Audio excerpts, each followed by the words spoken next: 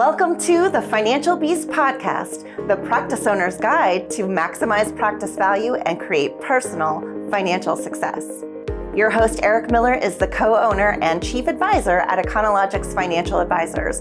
He is also a national speaker and published author in financial matters focused on practice owners at every phase of ownership.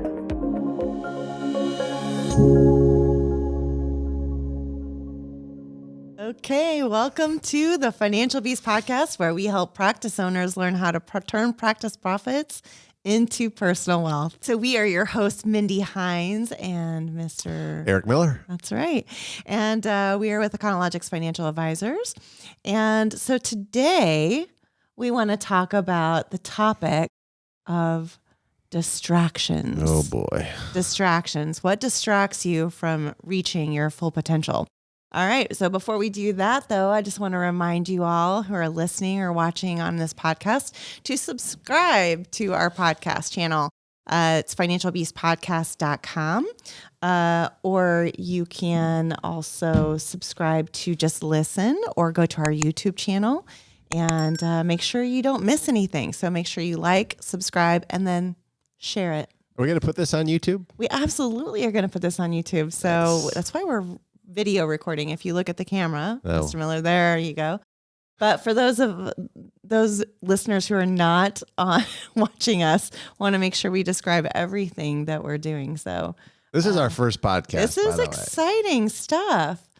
All right. So let's talk about distractions. Okay. I have a question for you. Okay. All right. So let's kind of talk about what distractions are, what we're referring to. So distractions that might distract someone from doing what they should be doing, like social media. Only, of course, continue to watch our podcast. But outside of that, social media is a distraction. There's politics, news. The news is always a distraction from reaching your full potential, right? What else? What else is? Well, your practice, your staff can be a distraction. Yes, that is so true. Staff issues. Staff issues are definitely a distraction. Absolutely. I think that's kind of most practice owners' Achilles heel. Yeah. Yes, for what sure. else? What else could be a distraction?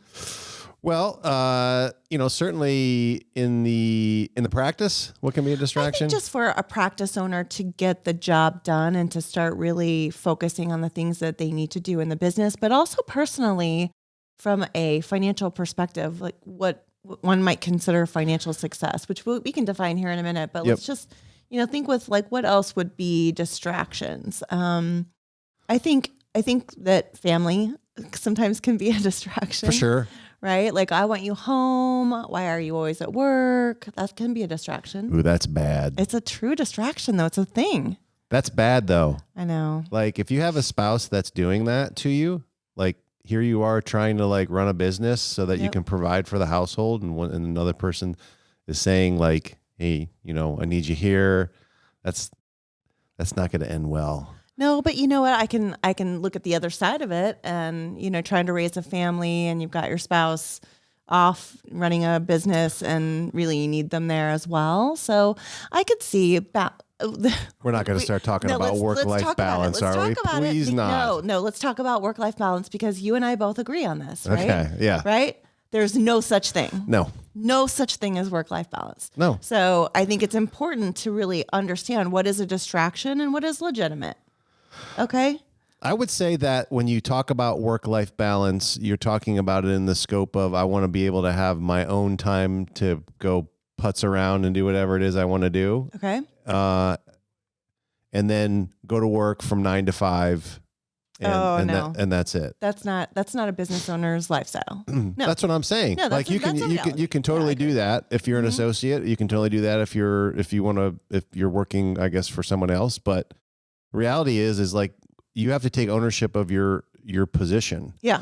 And there's no such thing as that as a work-life balance there. But it could be a distraction. It's definitely a distraction. All right, good. So we kind of agree on distractions.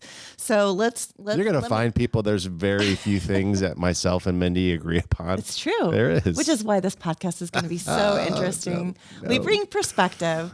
What we can agree on is what we do. Yes, we do. Okay. Yes, we do. So this podcast is about how to become a financial beast in practice ownership. Financial beast. And we agree on what it takes to become a financial beast in practice ownership. There's just some of the little details that I think we see different perspectives, right? Male, female perspective. Well, it's definitely. Yeah, that exists between the two of us. And then, just some different realities. So I think this will be fun. We do have a common cause of getting people into financial beast mode. That's for sure. And we're both really good at it. Yes, we are. So, and we've had a lot of experience in talking with practice owners over the years. So I think we've seen like the good, the bad, the ugly of what it takes to get into, financial beast mode. That's right. We've both been in the industry for over 20 years. Yep. And we've both been working with practice owners over 10. Yes. So we got that in common. Oh my gosh. All right, good. So let me ask you this. Yep. What do you think is the number one distraction that prevents practice owners from reaching their full potential? I mean, we've had thousands and thousands and thousands of conversations with practice owners between the two of us. Yep. And we both have seen what they consider, to be their problems. But what's the biggest distraction in your opinion? Okay, so I think the biggest distraction is this. So like when they went to school, okay, there was a very known, definable end result. Mm-hmm. Okay, Yep. if I'm going to vet school, I know the end result is that I am like a licensed and, competent veterinarian. If I'm going to dental school, same thing, Yep. optometry school, Same. whatever it Yep. is. Okay. They have a perspective. They even know exactly what they're going to be doing in order to get there. There are different levels that you have to go through. Yeah. Okay. There is different curriculum that you have to go through. And then, of course, there are measurements along the way that would measure your progress. Absolutely. Okay. So if you know what those things are, then it minimizes all of the noise out there of like, well, maybe I want to go do this or go do that. No, I want to go be a veterinarian. Yeah. All right. So because you had that known end result, it just minimized the distractions. It keeps you focused too on no matter what anybody's saying. Oh, I don't know. Okay, can you even do that? Well, I'm doing it. Yes. So, and I know exactly how I'm going to get there.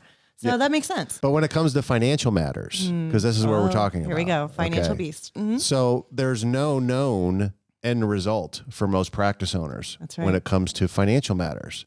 They have no idea what level they're trying to get to, what that would look like. They have a vague idea. They've been told by, other advisors or other planners, this is a target, maybe in retirement income or thing. Should save something. Exactly. But there's not like a true definable end result of where I'm trying to get to. It is a problem. And that then opens up the door, not only for you to get lied to, but for you to have distractions, take your attention away from where you need to be. Going in all different directions and taking up anybody's idea. Oh, have you heard about this? Oh, you should do this. You just open up yourself to other people's opinions. Oh, gosh. So, well, when you look at the derivation, because we're all about English here today. Are we? Just thought you guys were going to get an actual financial podcast where he's so wrong. We're going to define some words here. So the derivation of the word distraction, this is really interesting. It actually means to draw apart. So when you think of a distraction, it's like, someone got my attention and it distracted me away from what I was going to do today. Okay. You think no big deal. No big deal. Okay. And you can probably name a lot of other examples of that. But what it really is doing, it's drawing you apart from, whatever kind of ideal scene you're looking for. It's like that literally draws you apart. I would even say it can like break apart. Okay, I can use it that vicious if I wanted to. Yeah, you can. But it is one of those things where it draws you apart from whatever your known goal would be. So it's not good. No. And these things, these are super deadly. But people don't look at them as being very deadly. Well, because you look at them at one at a time, right? Yeah, exactly. So you just think, oh, well, that was just a distraction. Now I'm back to what I was doing. And the people don't really account for the time cost of getting back to whatever it was, task at hand, how much time it costs to get reoriented. Where was I? What was I doing? I mean, people would be terrified if they looked at the time and the monetary value of what the distractions actually cost them. Stacked on top of one another. on a daily basis. Yeah. You know, I think you're right. but look, I think from a financial perspective, you can look at this in a number of different ways. There should be an ideal financial condition, an end result that everyone's trying to get to, not in 30 years, for crying out loud, not in 10. It should be something like in the next 7 to 10 years. Well, tell our listeners our definition Of financial freedom. Yeah. Okay. It's really simple. It would be a condition that you've achieved in your household where you've created an abundance of income that's coming in preferably from multiple sources, where you're free of all bad debt. And we'll define that, I'm sure, a bazillion times on this podcast. Stay tuned. Where you've created a reliable income stream that can pay for your lifestyle, where your business is profitable, sustainable, and transferable. Your assets are protected from taxes, inflation, and lawsuits. And then you have time to pursue whatever life goal that you have. Time. That is an optimum financial condition. And it's, what's funny about that? There was no number assigned to it. Nope. Nothing. Right? Because it's an experience. Yeah. And that is what the goal should be for every practice owner out there. But, you ask them, what's your financial goal? It's like, well, I want to have my debt paid off. Yeah. Okay, great. That's one of them. Or I want to sell my practice for, millions of dollars. Okay, that's another one. Yeah. But there's not anything that's complete. Yeah. And then of course, you get into the million distractions that keep you from that. But I think if you had a definable goal and you knew that wasn't going to happen overnight to get there, but it motivated you to stay on track because you knew exactly, it was desirable enough. Well, I mean, it goes back to what you were saying before, right? So if you're going to school, you know what the defined result will be. That's what you're looking for. So that's what you start with. So you would say, definitely start with a definition of what it looks like when it's perfect. When it's perfect. Yeah. Yeah. This is what it should look like when it's perfect. Don't settle for anything else. This is what, everybody tells me that they want this. Yeah. This is what you should want. Define it. Put it up on your refrigerator. I don't care where you put it. Yeah, feel free to borrow ours. Yeah. It's but a good one. you should definitely know what that desirable result would be. From there, we can decide okay, what level do you want to get to? Okay. Because there are different financial levels that we've talked about. Yep. It's what level do you want to get to? Do you want to be worth $20 million? 15? Yep. 30, 50, whatever. But that would be, okay, there's a different set of things I need to do to get to that number right there. Now we're measuring that in a different way. Yeah, we're measuring that. But we have to have a number. Yeah. All right. But the condition is what it is. Yeah. And I think that's where everybody needs to get that really solidified and make it that's what you want.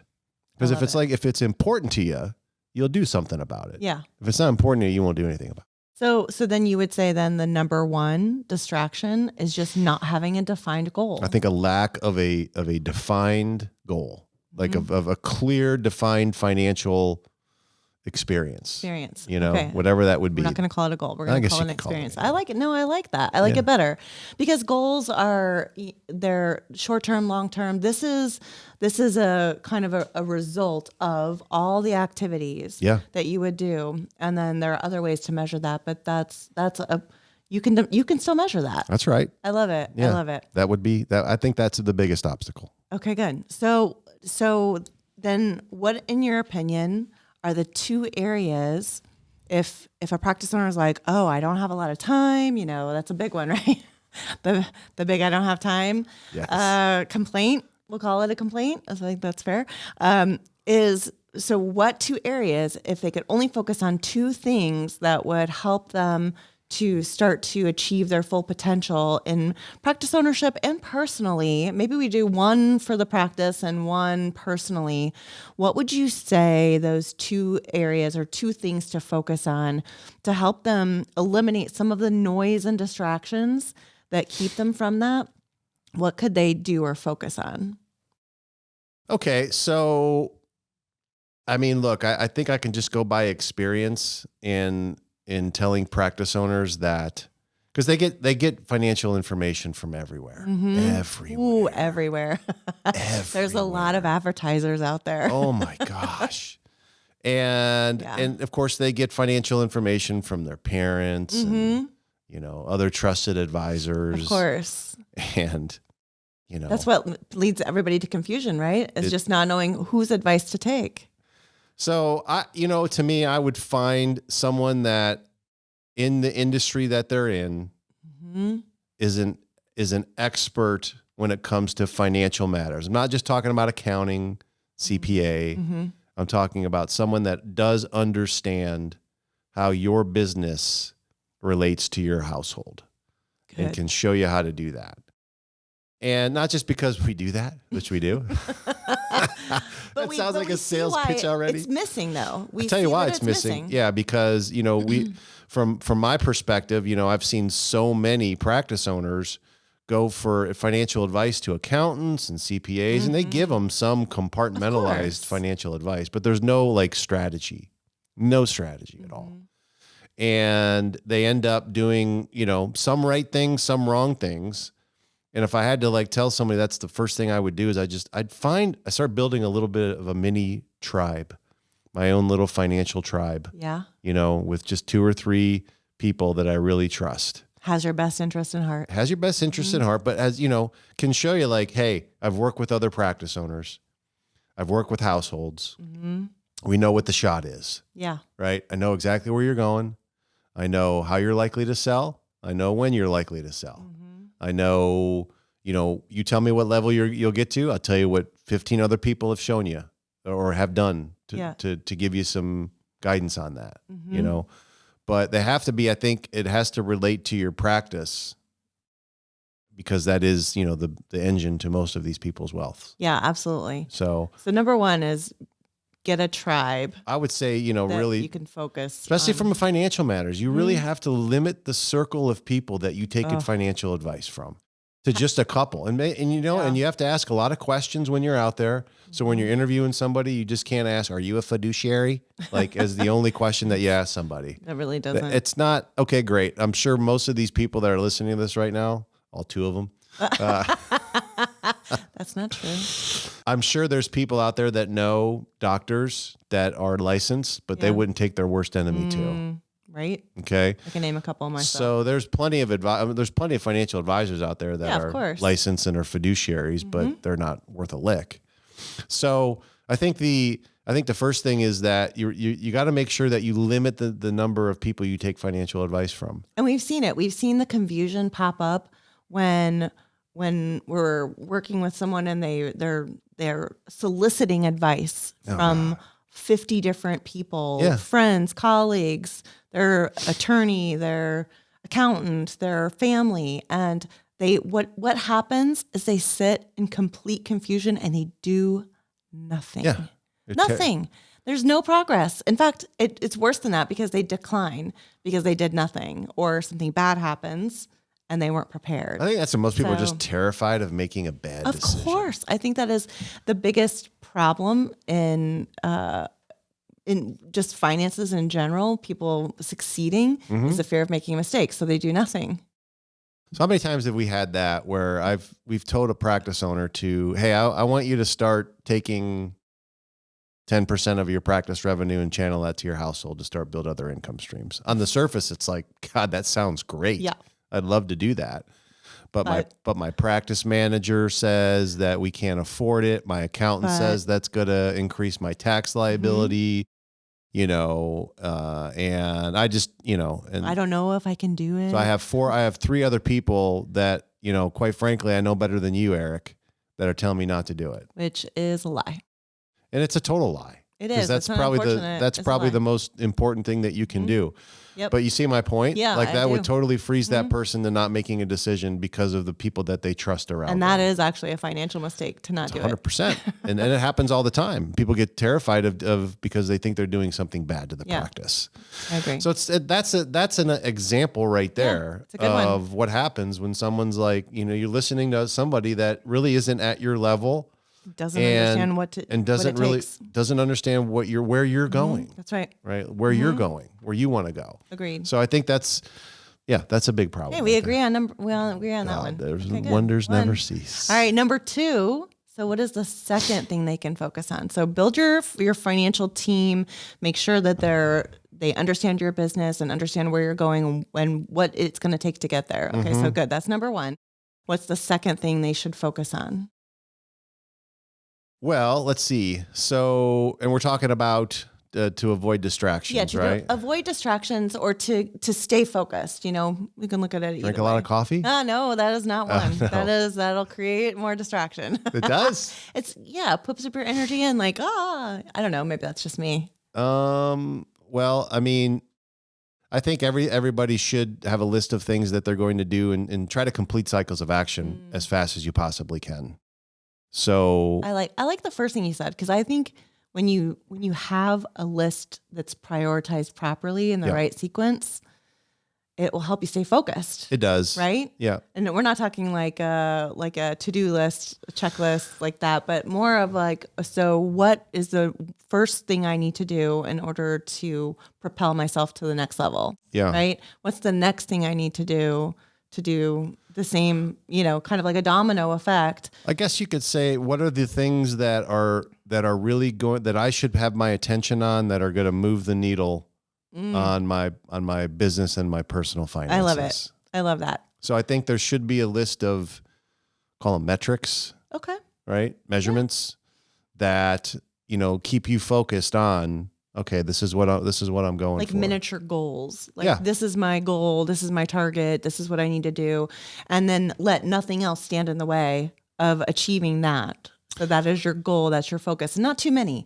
I mean, you can't have a list of 20 things. Definitely this is not going to work out. I think from like a financial perspective. So there's a couple that we've talked about, Let's right? do it. So like one target. Now, all these things are that we're going to go over are things that you have complete control over. I love it. Right? I love control. So we do know that. I'm a control freak. It's okay. So and when I say that, because, how many times have we heard practice owners say, well, Eric, Mindy, you just don't understand, the outside economy and people aren't doing this. Outside my control. I don't have control over this. And it's like, okay.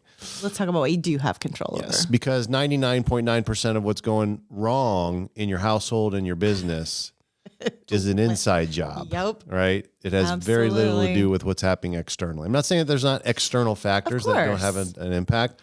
I'm just saying, like, most of it is internal. Which is good, because that means you can control it. That's I right. think that's the good news. I mean, it's first confronting that it actually is an inside job. And then second is, like looking in the mirror sometimes. But second is that, hey, I can control that. Yes. That's so there good. are areas news. that you do have control over, right? And if you're willing to actually confront them, right? Like really confront them, then they'll go away. They'll actually go away. So, so look, what's the first thing that we usually is the growth rate of your business. Okay. So we have a metric on that where we say financial beast metric where we'll say, okay, you can control this, and your target should be, I'm going for a 25% growth rate over a 3-year period. Okay. Explain that, because everybody freaks out. Everyone freaks out. Just explain it. It's fine. Yeah. It's really simple. So it's 2022 right now. So let's say that if we were going to measure that, I'd say, what did you do in 2021? Okay. What did you do in 2019? It's 3 years. Did you skip a year? 3 years, right? Did you skip 2019, 2020, 2021. That's a 3-year period, right? I didn't hear the 2020. Do not I think you mock just don't my math. say 2020. All right. Okay. So, continue. So that rate over that 3-year period should be at least a 25% return. Okay. Or rate of That's growth. not unreasonable. No, what is that? Like, it's like 7 or 8% over that. I mean, it could be more 1 year and less another. Exactly. Yeah. So it's not unreal. No. Okay. And so that you just keep that rolling. Just keep it rolling. I gotcha. So that's significant, because obviously this practice is your main money generator for most people. Yeah. And you also want to make sure that it's always growing. Yes. Because a buyer, when you guys decide to sell, is not going to want to buy a dying asset. Not for a maximum value. Not for maximum value. They'll happily give you a couple bucks. They'll happily pay you half of Fire what sale. Exactly. But you got to make, so that's a pretty important stat. Yeah. Right. I would say that's probably one of the most important. I would say so. It's your largest investment asset. Yep. You should want to see that. If it was your account, you wouldn't want to see it go down, right? So this is your largest investment asset. Yell at your financial advisors if you saw something like that, right? Okay. Yeah. So that's a huge, how many times how many times have people said to looked at an investment account and berated their financial advisor because there's no growth here. Yeah. Right. It's going sideways. Like every there's time no their account goes down. Yeah. Or their account goes down. They're like, and you get super PO'd. Okay. And then I point out, well, let's take a look at the value of your biggest investment and see what the growth rate of that is. And I see who's in control of that. And who is responsible for that? And they're like, ooh. Yeah, that's me. I should focus on that. I should focus on that. Right. It's one of the things you should focus on. So I'm just saying, I'm not trying to blame. I'm just saying you guys got to have some perspective. Like this is a big investment. And this is our point is like, you got to make sure that you're focusing on this investment and it's growing. And drown out that noise and the distractions to focus on what does truly matter. And there's all kinds of KPIs, key performance indicators that will help you understand how to build that practice regardless of what industry you're in, right? That's right. So you can work with coaches and practice management consultants for that. But to focus on that is probably I think that's one of the most important areas. To keep it simple. Yeah. It's a good way to look at it. I'm going at a 25% growth rate over. That's going to solve so many personal financial problems too. And once they do the math, I think, it sounds kind of scary at first, but what we find is when we finally do the math on that, it's really not that big of a deal. No. It's maybe just a few more visits, a few more patient visits or client visits. It's not as much, it's not as bad. Never. Or hard or difficult to do as someone might think once you just kind of break it all down. And I think that's the important part is like you're right. one piece at a time. It's never that much more than what you think it is. The hard part was getting someone to show up in the first place. You did that. You're still here. Yeah. At least if you're listening to us, you still own a business, right? So when someone showed up, that's like, oh, wow, okay, this actually may work. It's now it's like going from, it's just growing at a growth rate that would allow you to see the value of your business really increase. And it really would. Yeah. And you have complete control over that. I love it. Okay, what would be another one? Another metric, maybe just going back to what we already talked about, like the savings. So pulling money out of the business. Oh boy. And putting that aside for yourself. Oh my goodness. It's a concept. So I know I think a lot of people that I've been talking to have read the book Profit First. Profit First. I read it. And they've talked about like setting up, accounts where you pull money from. And it's a very complex system. Yeah. I love the concept. Me too. It's probably a little more complex than for practice owners than what it needs to be. It's a lot. But that being said, it's better than what they had been doing in the past. Right. At least it's it's about order, right? It's about creating some organization, but it's a tiny bit complex and so we can simplify that. We try to keep it simple. So I would keep it simple like this. And this is a stat that I think everyone should keep track of because again, if your goal is to not be reliant upon your practice income for the rest of your life, which everybody tells me they don't want to be, right, then it would behoove you to then create an expense where you're drawing systematically and automatically money from the practice that's going directly to the household, not for consumption, not for bigger homes. Don't spend that money. You don't spend it, but it's for the purpose of building other income sources. Yeah. And you just got to name an amount, okay? And our experience has said that most people can do 10% of their practice revenue right off the top and start channeling that to the household as your owner compensation. So that's your risk for being an owner. Yeah. That's the payment you get for being compensation as an owner. Yeah. I love it. Now we do get the pushback like, oh, I just told you things are kind of tight in the business, whatever. Yeah. And so the what we do is we help you to gradually start that process. You have to start. You just start. You do. Like, I don't care if it's $50, a week, but start. Preferably more. Than that. But I would say, you do have to start. Yeah. The reason that most people couldn't do it right now is because their business isn't accustomed to it. Yeah. So you just have to get your business accustomed to it as an expense, and it works once you do it. It's like it totally works. I love it. So that would be, I think that those two things right there. Yeah. If you can, your 25% growth rate, and you can get your business to a point where you're channeling the first 10% of the revenue, not the profit. That's right. The revenue. The revenue. Okay. Gross. gross revenue. So if you're doing $1 million, or let's say you're doing $80,000 a month, 8,000 should be able to come right off the top. Yep. That would travel to the household and would be used, to build other income sources. Now that's a whole nother Yeah, well, we talk about that later. podcast. That's what we talk about. But right there, I mean, if you do that, yeah, if you just do that one action right there, it will finally feel like it's worth it to own the practice. No more burnout. No more burnout.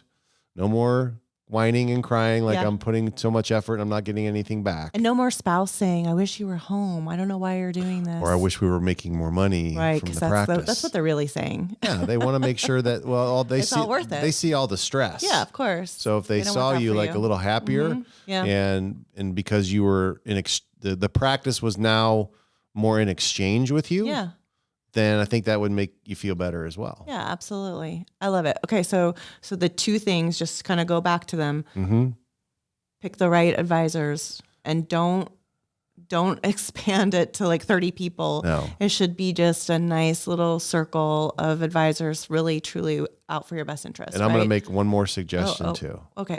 When you pick somebody like that, like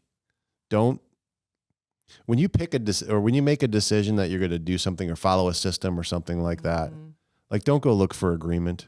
Don't go look for approval. You're not going to get it. You're going to get zero. People, right? I wouldn't even tell anybody.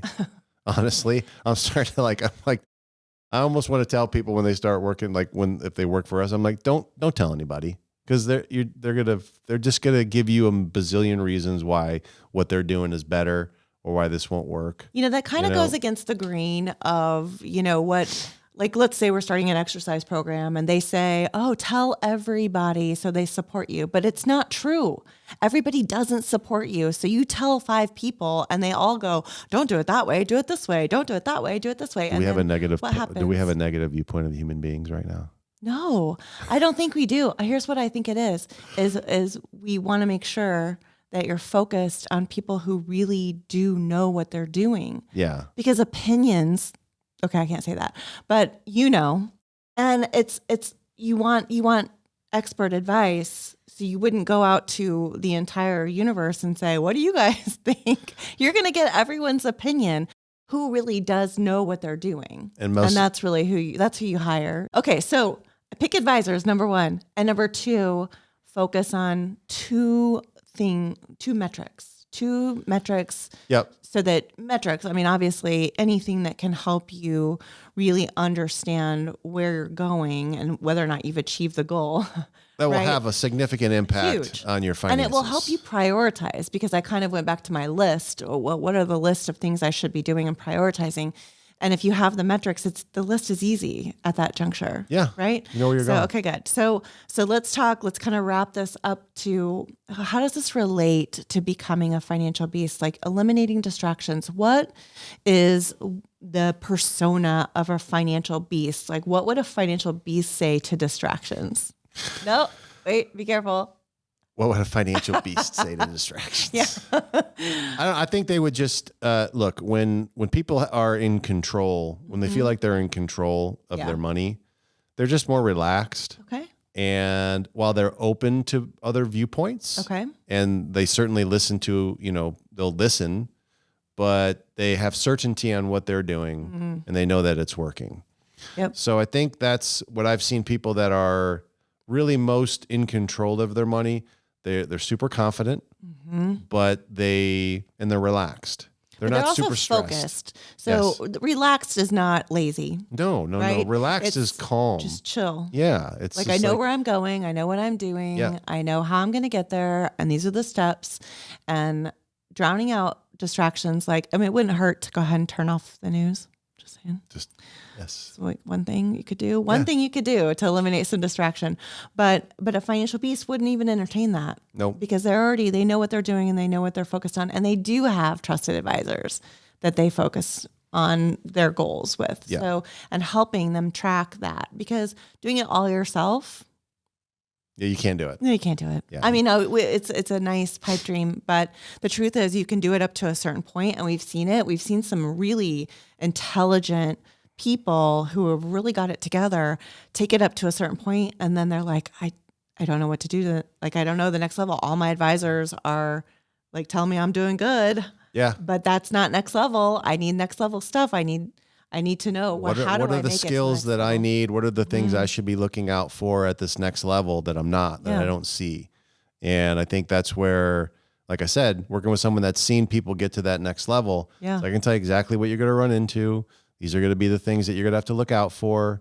You're going to get, massive resistance and opposition and pushback, like wherever level you go. Yep. Just accept it. Yeah. But just say thank you. Thank you for your opinion, very much. but I'm going to continue on my path. But I would just definitely just be careful of just asking for just looking for too much approval, because, it's, you're just never going to get it. Okay. I love it. All right. Well, that's all we have time for today. That's not true. We could do this for another hour. You guys just want to stop. We have more topics. We have more topics. Yeah. So, all right, good. So that's all we have time for today. Please stay tuned for our next episode. We have episodes coming out every single week. Every week. It's going to be awesome. We love your feedback, so let us know what you want to hear more about. But we look forward to helping you on your journey to becoming a financial beast. Thanks so much. Bye. You have been listening to the Financial Beast podcast, where we talk about how to turn practice profits into personal financial wealth. For more information on how to become a financial beast and practice ownership, visit financialbeastpodcast.com.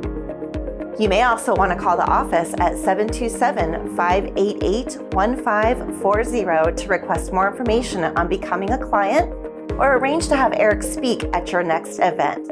That's 727-588-1540 or financialbeastpodcast.com.